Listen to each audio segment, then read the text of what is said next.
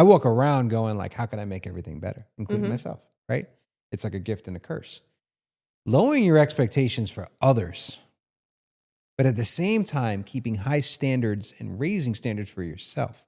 That is the dynamic of the game. Hi, I'm Dave Tina. And I'm Angie Tina. Welcome to the 10-Year Marriage Podcast. On this podcast, we answer the question, what if your marriage came with a 10-year contract? How would you show up if there was a deadline in your relationship? What would your life look like in the future? And how would you recommit every day? Come with us on this journey as we navigate as partners, entrepreneurs, and parents in this big life we've created. So do you want to share how this topic came up this morning? How it started? I'm looking for a quote. Has to do with our topic. Yeah. What do you despise? By this, are you truly known? Okay, explain. It's a quote that I really hate because it's basically saying the thing that triggers you, the thing that you don't like, the person you don't like, is really you. Or the parts of you that you Exactly. need to work on or need to sit in. Which is a very hard thing for people to filter out. Like, wait a minute, no, I don't like that. No, it's showing you a mirror. And that's the topic today. You know, I had a conversation with one of my men's groups. The prompt was, are you always going to be triggered by your significant other?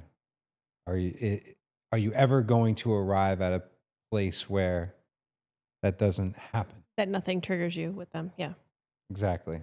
Which if you're spending your whole life with the person, I don't believe that you ever will arrive to a place of not being triggered by that person. I think you can get better, but... What was it we wanted to like punch each other out just recently? We were so triggered. Oh, we were talking about, it was 1 week ago today, we were talking about some of the groups we want to create and which group we wanted to create first. Did we want to really spend time on the business group, the relationship marriage group, like which direction? And we were saying the same thing. Oh yeah, we were doing our podcast, right? It was after the podcast. After the podcast, yeah. We started going after each other. Yeah, and I just wanted to punch you. I wanted to just sock you right in the face so hard. Sock me in the face? Sock you in the face. Just Sock like me in the face. Nail you right in the face and just like almost break your jaw. Yeah.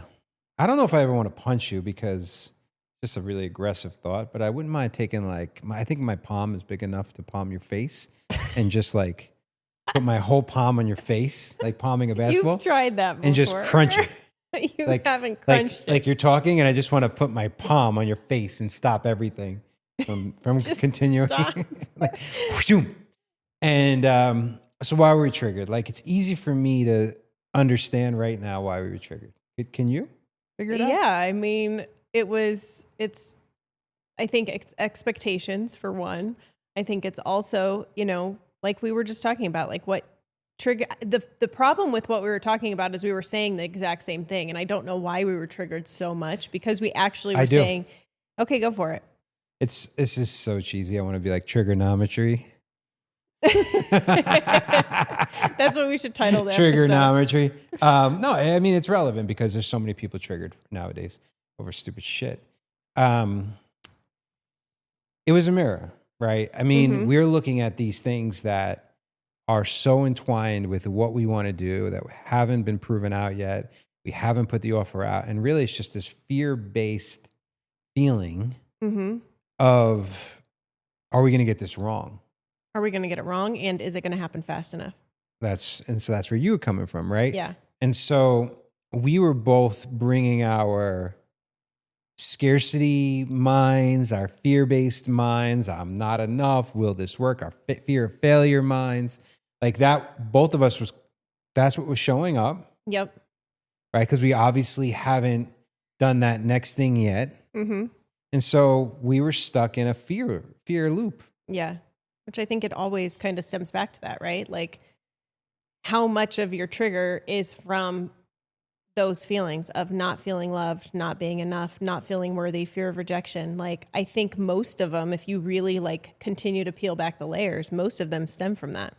Yeah, triggers they're a mirror. Yeah. And that's why I led with that quote. And it's easier to get mad at somebody else than to look in a mirror. Mm-hmm. And that's what it always comes back to. Like, I'm triggered. It's very hard to be triggered at anyone else or at the world if you're in a really healthy place. Mm-hmm. If you're in a really happy place, if you're in a really loving place, a really grateful place, like, it's almost impossible to be triggered. You're almost impenetrable Mm-hmm. in that moment. And that's why it's an inside game, but it's an inside game to solve it, but it's an outside game to become aware of it. Yeah. And when you're spending your life with somebody, you know, your intimate relationship, that is the one where you're most vulnerable and you're most raw. So it's expected, and it makes sense that it shows up even more so in your marriage than it does with like friendships or coworkers or different things like that. More common because that's where you're spending your time. It was interesting. You know, the conversation evolved into sex, and it evolved into The one that you had this morning with your... it evolved into conversations and intimacy, not involving sex. Mm-hmm. Right. And it's so much easier, this pure preface, it's so much easier to realize and be able to see it when it's not you. Right. I mean, it's worth naming that. Yeah, 100%. Because I don't want to sit here and be like, we're getting some stupid fights. Yeah. Right. One thing was brought up and I was like, wow, I've been triggered a lot in the past. I mean, shit, we had a conversation, a podcast about sex. And I got so triggered just on how often we had sex, the way you were talking about us having sex. Like, all my insecurities came out to the point I stopped the podcast. I was like, we're not even going to release this, right? And then I was triggered that I finally started communicating, and then you shut me down, and I was like, wait a minute, I thought this was what you wanted. And then it became this huge thing, right? And so that was part of it. And then it was like, okay, what in the past would trigger us, two things I think can happen. One, you just accept it. Mm-hmm. And there's a danger that lurks beneath the surface on that. If you're accepting something less than what you want, it's going to come out eventually. Mm-hmm. That means you're just lying to yourself. Or you've improved so much that you've forgotten what it was like when it wasn't as good as this, and now you want more. Mm-hmm. Meaning, that whole new becomes normal, normal becomes numb, right? And then you have to start over, right? So you could be triggered in multiple different ways. And so what I gave my 2 cents, and I was like, what if we reframed triggers? Okay. What if the trigger is just a growth opportunity? What if triggers are a requirement of the relationship? Yeah. Well, and I think that's where self-reflection comes in, right? What is showing up for me? Why is this bothering me so much? Asking yourself and sitting with that for a minute.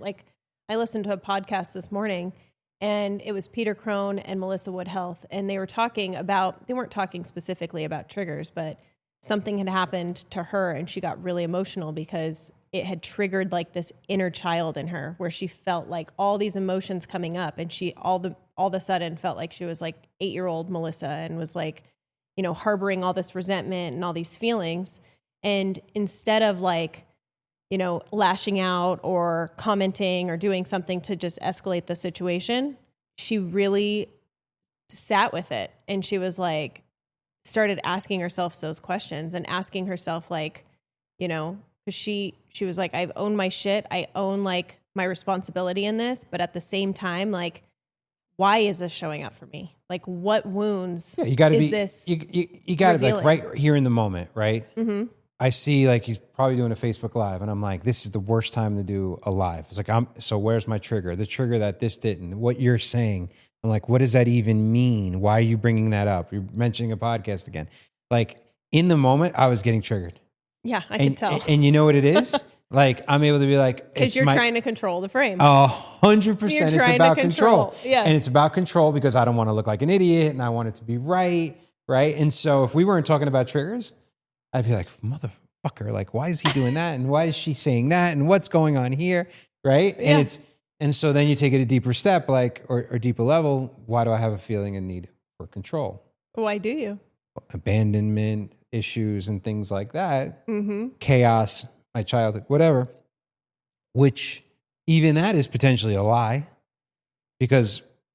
Yeah, but it's based off a past experience Yes. that you had this emotion around, and now it's showing up in all of these areas of your life. So inside game. Mm-hmm. Over and over and over again. Yeah. Right. And you don't you wrote common triggers: feeling dismissed, feeling unseen, unheard, feeling controlled, a loss of control, money issues, past betrayals. Like you don't feel that way if you have yourself buttoned up. That is true. That is true. But I think that part of this conversation, I think it's important. Or maybe yes. you could feel that way, but you react completely, very differently. Yes. And the fact that we're talking about like a marriage and stuff, I think it's important. Like sometimes like when I'm triggered, it's easier for you to see when I'm triggered than it is for me to be like, ooh, I'm triggered here. And like, what's coming up for me?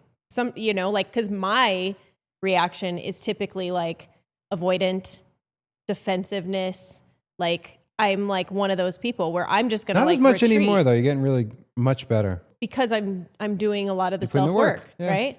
But in a marriage, like it is important for somebody, the other person, to realize and recognize those patterns, because then sometimes when you're just in it and you're just feeling those emotions and everything's intensified, it's hard to be like, hey, like, what's going on? Like, why are you feeling like this right now? Or like take a step back and like be like, maybe we need some space. Maybe we need time to think about this. And That's then the whole thing reconnect. about like therapy and deep conversations or crucial conversations. I just was in the bookstore the other day and I saw the book. They're on like the 50th version of it, right? Yeah.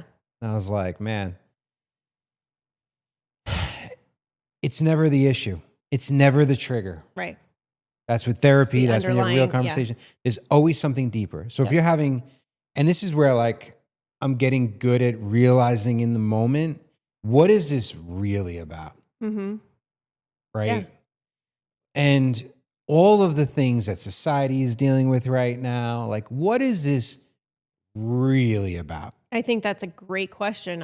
I think it's even showing up right now with how we parent, right? Like when our kids are triggered or when they're reacting a certain way, you've been asking that question like, whoa, what's really going on here? Yes. Because you're showing me this, and that's obviously not what's happening, right? And then we get into deep conversations where it's like, okay, maybe they were feeling rejected by a friend, or maybe something happened that we had no idea about, and now they're finally able to open up about it.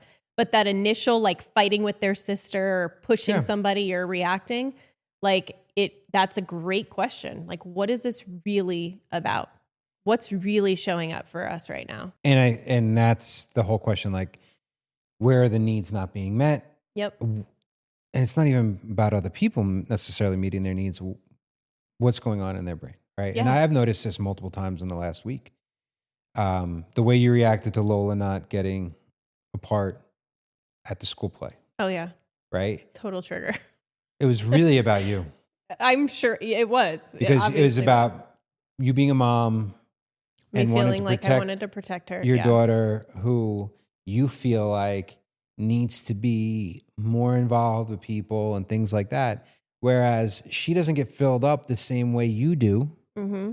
Ella does. Lola gets filled up like me. Like when we had our little day spontaneous yesterday, like we were on the same page. Yeah. It was very like you and Ella can kind of go into your groove and just be kind of your like do like and you love it. Me and Lola were just kind of doing our thing. She was like, I needed kind of like a recharge and I needed to do my own thing. She needs that. Right. And yeah, she needs to be pushed, but it's never going to look to you the way it's going to look to her. Right. Right. And so you like going Mama Bear and met at the school or met at this or met at that. It was really about you, which is great. right. But having that self-awareness Well, and there's a lesson in all of it. Like you Yeah. just having this conversation with me, I'm like, shit, you're right. Like, fuck. And then even the way she reacted to it, where she was like, Mom, you're crashing out. I don't even care. And how she was like, the fact I didn't get this part is like what I'm going to have to get used to. If I truly want to be an actor, then I'm going to have to face rejection over and over and over again. And I was like, damn, she's like 12 and she's like, Yeah. this but you is also, crazy. and you then know? you got to be aware enough to be like, that's healthy. Right. But not But too, yeah, you let's don't want to not let her use that as an excuse to not go for it either. Right, right. Right. And so it's just being aware of triggers. Now it could have gone completely the other way, because when we had that conversation, all of a sudden, Gianna's being involved, saying things she doesn't understand. Ella's now like being devil's advocate, making Lola feel like crap. It escalated into not a great night. Right. Everyone was crashing out. And so one trigger Mm-hmm. can bring down the whole house, Yeah. right? It's a house of It cards. often does. Yeah. Yes. Because when somebody is that triggered, then the energy kind of radiates throughout. If we took accountability in relationships of what triggered us, it would solve a lot of problems. And I think we need that more than ever. Oh, yeah. Right now. Especially with the political landscape and everything else. Social media is just a constant, nonstop trigger. Yeah. Right? Because then you're just like, well, my life isn't great. Comparison to where we're at, way things should be. And then you see a differing opinion that will trigger you. And you're like, wait a minute. Mm-hmm. Why am I letting this affect me? Now, all those things are important because that's like your day-to-day mindset. But the most important relationship, and this is the next part of it, right? Like why we're talking about triggers in marriage. My coach believes your most important relationship is the one with your significant other, your wife. Mm-hmm. We're a group of men, right? And we had a conversation around this, and it was interesting to me. And he takes from a biblical level, right? Like the whole Adam and Eve and in Eden, and I kind of rejected it. Mm-hmm. It was like, I believe your most important relationship is with yourself, your soul. Some people, is it God, is it source? But it's that thing that's bigger than you that is internal, right? Yeah, it's the witness behind the life that you're living. Beautiful way of putting it. Yeah. But where I did attach to what he was saying is if you have most marriages, relationships, you become an extension of each other. Mm-hmm. And so I do believe there is a source of awareness, power, connection that is more than just self. And it is super important. Yeah, absolutely. Right. And if you want to get biblical, like, and I'm bad with my Bible, so I could be saying this wrong. But wasn't Eve created from Adam's rib? You're asking Austin, correct? So they're kind of extensions of each other. So they're just, right? If you're looking at it from that, or there's a oneness, there's a wholeness to the universe, right? And not even that, but just the transfer of energy. Right? Like when somebody is being intimate with somebody or being close to somebody always, like your auras are always kind of intertwined. So you're completely right. You're an extension of each other. So if that's the case, then the triggers that we really should pay attention to are the ones in our significant others. Right. Because they are like a way to unlock these triggers areas. Within yourself. Yes. Totally. Rather than it being like, it's like a non-starter for me. And I realize like we're going to have some work to do if I'm talking to a friend or I'm coaching somebody. If they're blaming every person around them or these circumstances that can't be controlled, I'm like, uh-oh. Yeah. We got some work to do. Right. Right. And so, yeah, that was kind of where I was like, yeah, triggers are always going to be there. It's like Tony Robbins says about problems. Yeah. And what does he say about problems? I'm giving you a little in. I don't want to do all the talking. The problems are basically the quality of your questions, right? Isn't that true? No, he said love your problems because when you was The thinking only about time that. you're not going to have problems are when you're dead. Oh, yeah, that. The point of life is to not have less problems, is to have more quality Well, problems. that's what I meant. Quality problems. That's where I got the quality of the questions. Yeah, I mean, so I was in the same. yeah, ballpark. great quality. Yeah, No, I was in a deep thought about something else that you said. Because you were talking about like if you're working with somebody and everything's external and they're blaming all the external, it's also interesting. Like there are situations where somebody takes the blame. Let's just say it was something really deep, like child molestation or something that happened as a kid. Then a lot of times those people can take on the responsibility that wasn't theirs, right? Totally. Something happened to them. And so I think it's being clear on like what responsibility it's yours and what responsibility is like something to let go of because you had no control over that and it wasn't your fault. So I think there's a series of questions that really help somebody dial in on that. This has been misconstrued a lot in the past, so I'm going to be very delicate on how I say this. But no matter how bad the trauma, and how horrific you name it, Mm-hmm. there is something beautiful to be pulled out of it. Mm-hmm. And yeah, it's easy to say that when it hasn't happened. Right. But we have so many examples of people who have endured the worst atrocities, from Viktor Frankl to you name it, and have turned that into the most positive light. Yeah, your worst day could be your best day. Right. And so I'm not saying to go search for problems, Mm-hmm. but I used to play this reframe game. And it was about like how I could post online. So I'd go searching for these like lessons in life. Mm-hmm. And it was taught to me why lesson apply. What happened? Why does it matter? What's the lesson from it? And how can you apply it to the rest of your life? So I call it the reframe game. So I would start looking around for things that went wrong. Some of them were super little. Some of them, they're massive triggers. Mm-hmm. And instead of like, I'd play a game. I'd be like, all right, what happened? I'll give you an example. I had a Range Rover at the time. This is one of the ones that got the most views and likes and whatever. I had a Range Rover at the time. So what happened? I went and got my car washed at a corner gas station, cheap car wash place, Mm-hmm. right?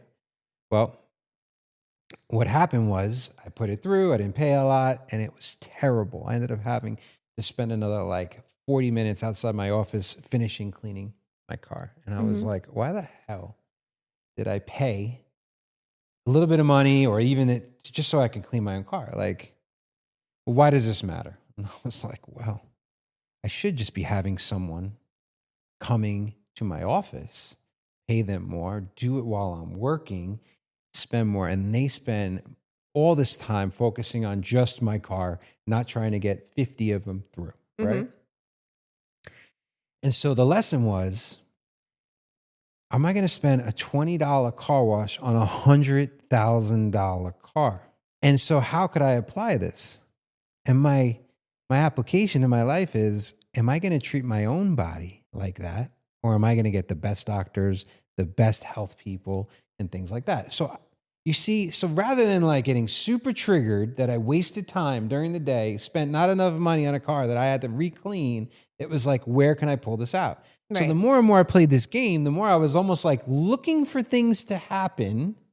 Well, looking for that I things could to reveal reframe about yourself. Yeah.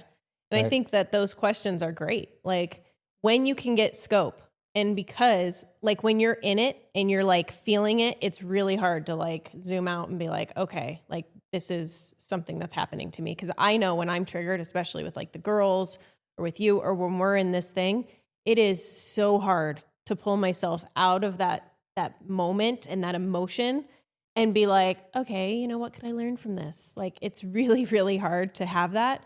So for me, I feel like if I can look at anytime I get into that thing, like if I take 5 steps away and I'm just like, okay, I need 5 minutes where I'm just like not thinking about this. I'm not turning on my phone. I'm focused. I'm sitting in it for a minute. And then I ask those questions because I think that that's what's important is like, how do you break this pattern of always being triggered? And then you just constantly in this cycle, unless you can kind of pause and then do that reflection that you're talking about. I have an answer for it right now.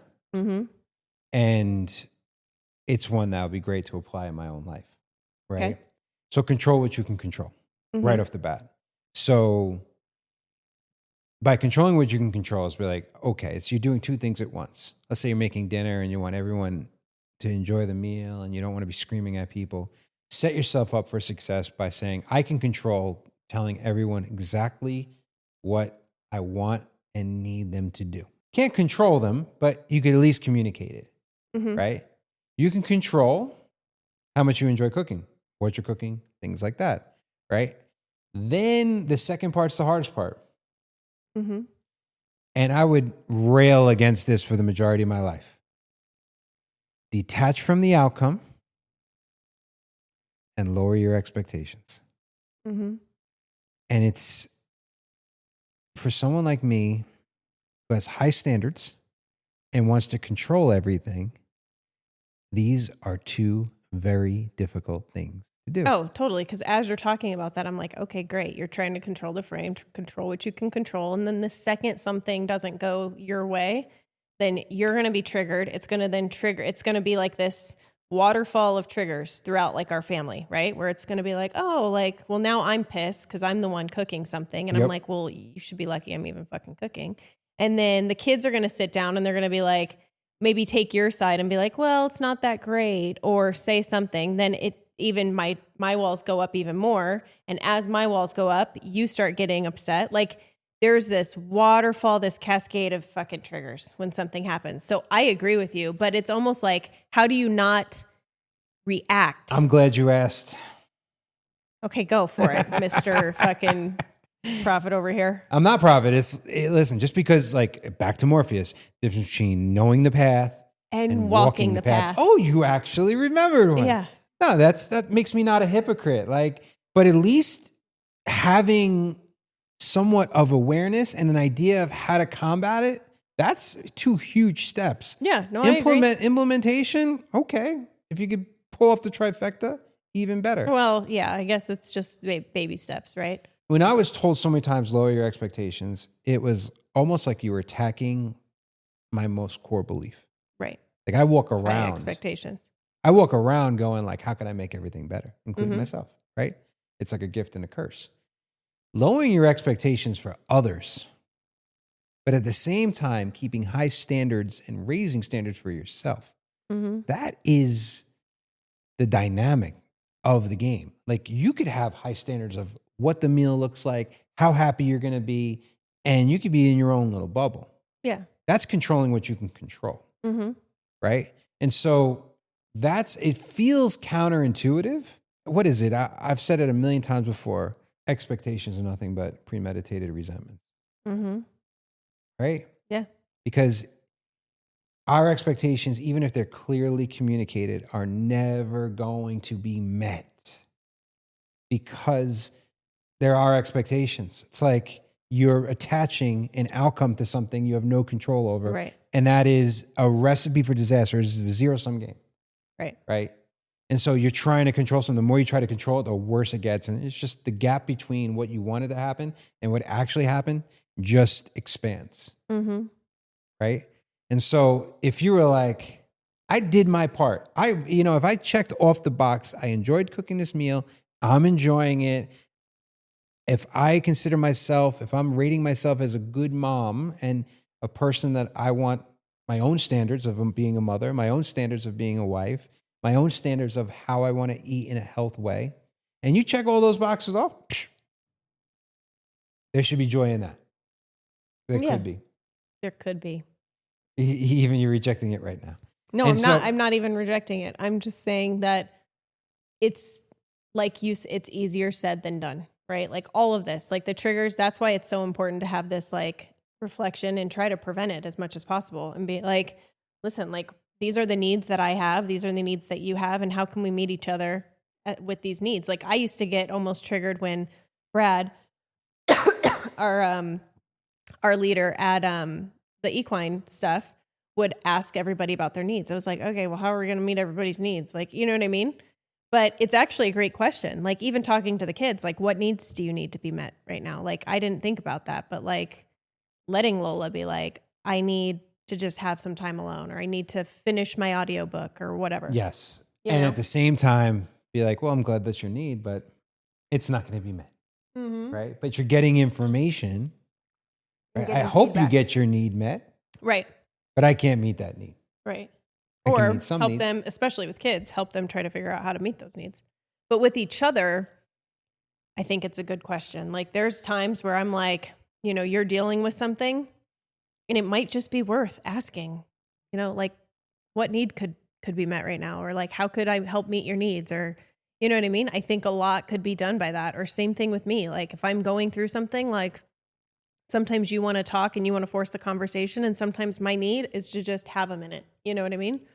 So it's really just asking the questions and like taking a pause, taking a moment to then look at it through a different lens. Like the times where I'm most triggered by you, it's typically when you are dealing with anxiety or something comes up where you're not feeling yourself.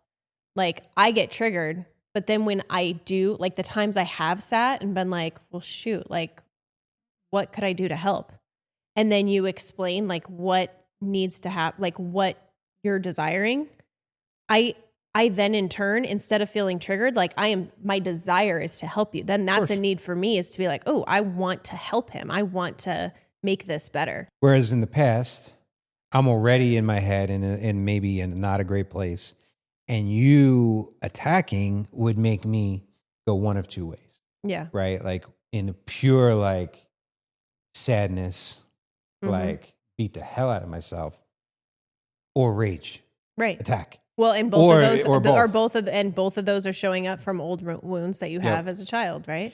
It usually goes sadness, like I'm not even worthy of being in this relationship. Why would anyone want me?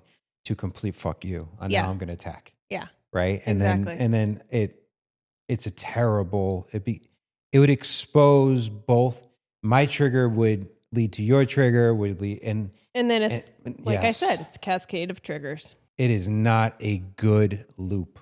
Yeah. It is a negative feedback loop. Mm-hmm. But now that we're aware of the triggers and we deal with it internally we hold space for both people. Right. Boom, off we go, right?